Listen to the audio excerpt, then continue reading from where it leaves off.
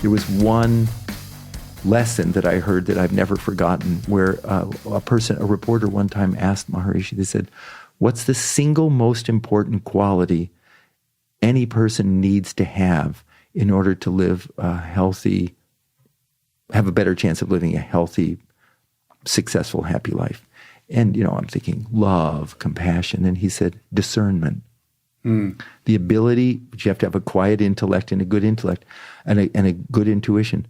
How do I spend my choices? Who do I spend my life with? What do I eat? Where do I invest my time?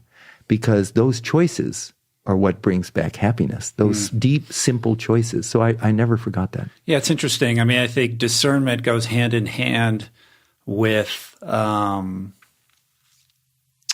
intentionality. Yes. And sort of sits at the opposite end of the spectrum from reactivity, which is the sort of function of the monkey mind. Yeah. We're all living our lives reflexively, reactively, and it's that white space in between, what's going on in your head and the behaviors that you choose to engage that define what your life is going to look like, right? And discernment means that moment of pause and perhaps deeper reflection that allows you to make a better choice for yourself. In the ancient meditation texts, they call it the Bhagavad Gita, they call about like a flame in a windless place.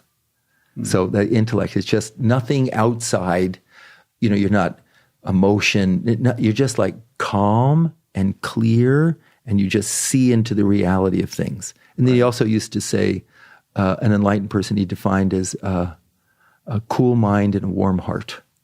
And I like that. So you have that, that intellect that just sees into the reality, is not swayed, but also has a huge compassion and kindness and loving kindness for others.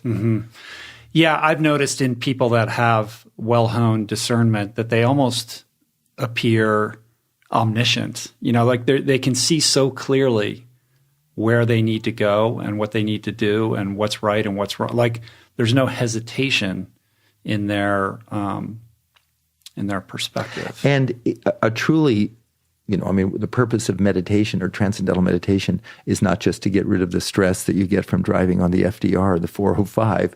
It was always full, self-realization. I mean, they talked about that, or enlightenment. And now, today, when you're looking at the research on people who've been meditating for 5 years, 10 years, 20 years, 30, 40, 50 years, you start seeing connections in the brain that start in meditation, but because of the neuroplasticity of the brain, those connections, that communication between the front of the brain and the back of the brain and left and right hemispheres, lasting in activity. So you don't lose that resolute intellect. You don't lose that kindness and compassion. You're not overshadowed by anything small outside. It's that's why, originally, transcendental meditation was the domain of the warrior classes, because you couldn't fight with anger, revenge, pettiness, any of those things. And you didn't want to fight. It was a failure if you fought. Right. Yeah, that's super interesting.